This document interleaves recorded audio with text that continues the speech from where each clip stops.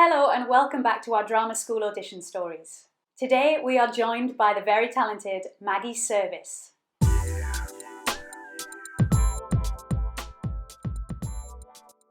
Maggie has had an incredible and very varied career.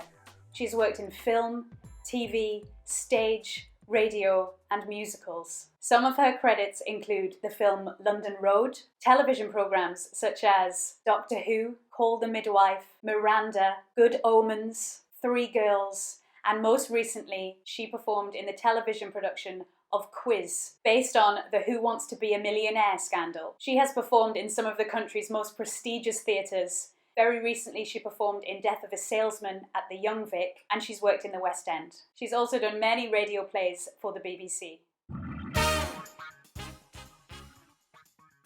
When I was 17, I was still living in Glasgow at the time. I was brought up there, so I auditioned for the RSAMD, now the Royal Scottish Conservatoire.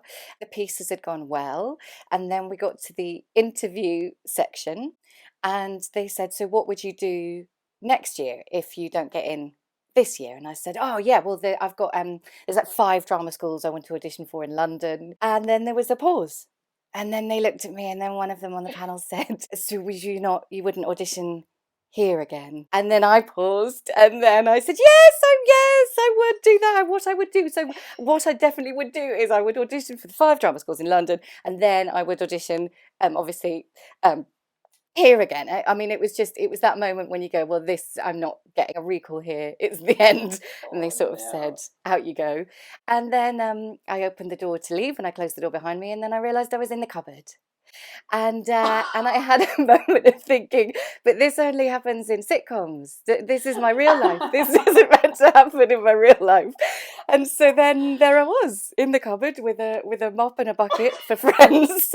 And I thought, okay, so here's your choice, Maggie Service. You either choose to live in this cupboard for the rest of your life, or you open the door and you walk back out to those people who already think you might be a bit of a fool. So as you can see, I did. I opened the door, and then I really overcompensated as well, and did a real oh, that's not the door, and just went, just get out, just leave. At least you acknowledged it, because you know fine well that they knew you were in the cupboard. That's the thing, that whole time they were just sat there waiting for this woman to appear. Brilliant story to tell though. It was definitely a good learning curve of don't just prepare your pieces, for sure.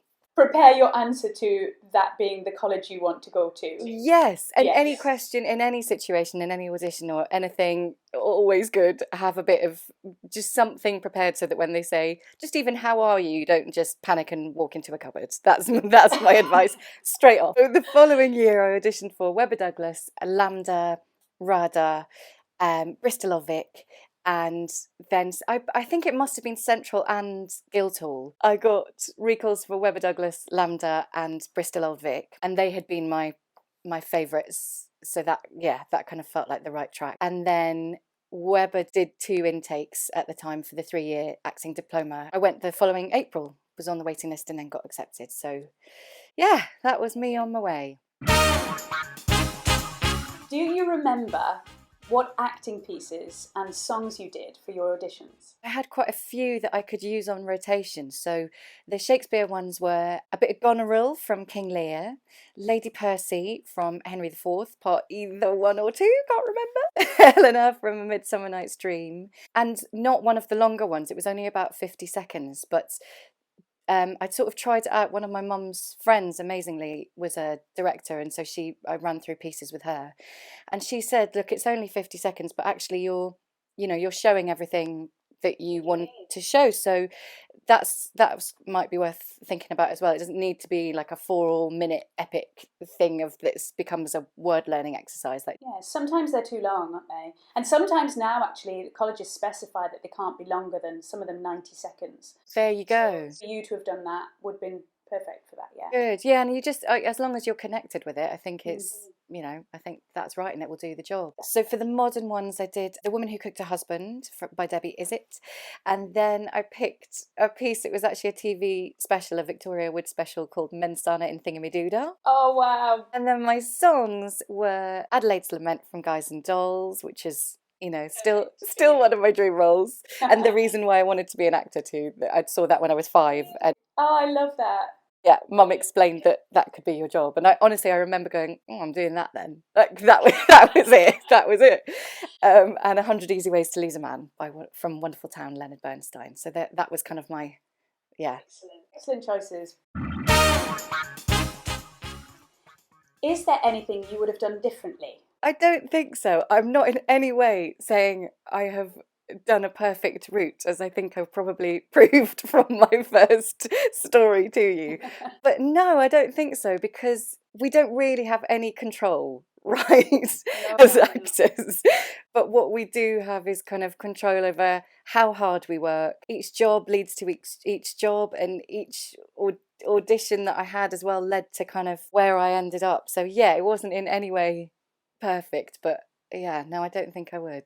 And you've had the most varied career, probably of anyone I know. You've done some amazing things. You're now doing lots of radio plays, you've done TV jobs, you've done fantastic plays at the best theatres in the country, you know, the National, everywhere, and you've done musicals. I mean, what more could you want? Well, I do feel incredibly lucky in you know, for everything I've been able to do so far. And I do remember when I was younger, somebody sort of said to me, oh, it's, you know, your kind of love for everything is going to be your downfall possibly. And I remember kind of going like, oh no, I don't like that, hang on, what does that mean? I sort of thought, how can me being interested in so much stuff be a bad thing? And I think what she was trying to say was, you know, sort of that thing of get good at one thing and then prove that you can do something else.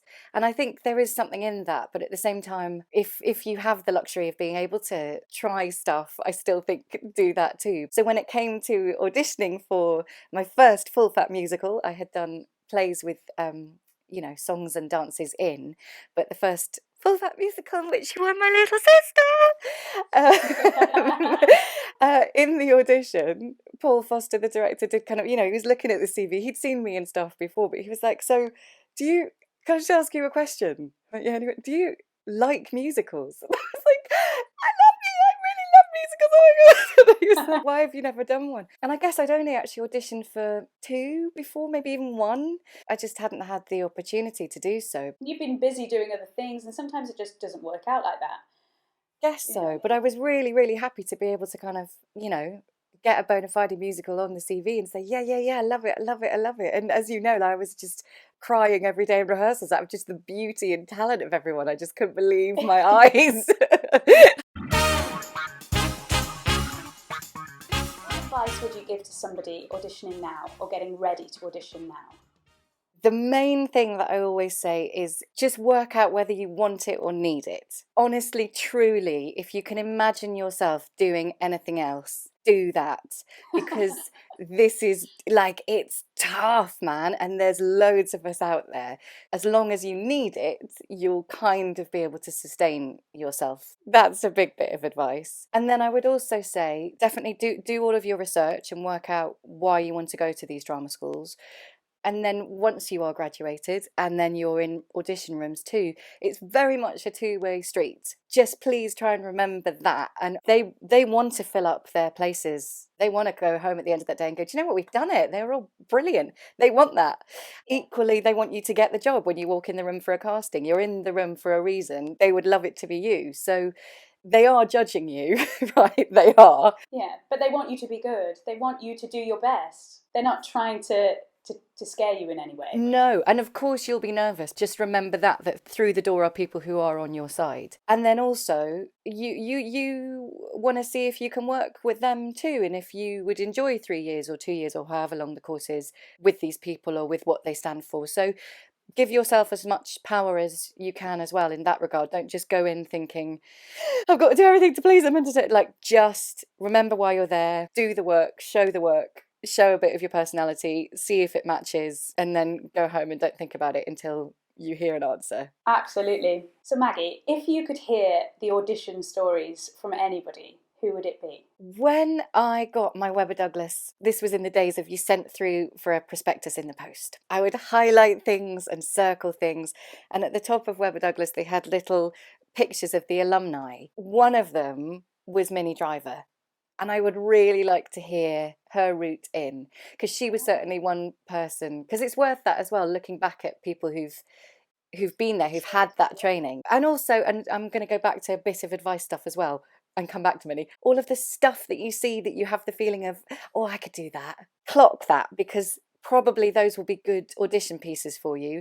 And then more than that, probably that will be your casting at the end of the day as well, because whatever lights that feeling of, I want to go, that means you're connecting with it. I mean, the fact that you did a Victoria Wood TV thing for one of your monologues just shows that you connected with that piece. You probably had to do a lot of work to be able to find that somewhere or write it down, you know. Sometimes that is what it takes. If you see something that you love and you relate to it particularly, try and get hold of it. Definitely. And also, advice I got when I was in first year from a friend who was in third year at a different drama school was really good. And because it will, there'll be different pieces by the time you get to your final showcase, but start paying attention in first year for what your finals might be, because otherwise you'll just turn up to a lesson and there'll be a teacher saying, so show us something tomorrow for your finals. And people were panicking, going, oh, I don't know. But I hadn't realised how lucky I'd been having that advice. So I was kind of ready. I was good to go. I had about 20 to be like, yeah, let's pick and choose. Like, brilliant. I'm good. I'm ready, and I'm ready. That's another bit of free advice for you. That's brilliant advice. Thanks, Maggie. But yeah, Minnie Driver, the career that she has had and the different things that she has done, I'd be really interested to hear how it all started, for sure. Amazing.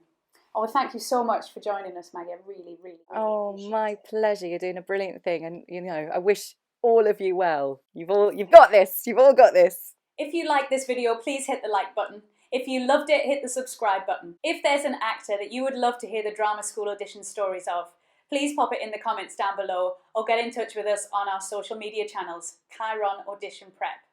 Or if you have any questions, pop them in the comments below too. We'd like to hear from you. Thanks so much for watching.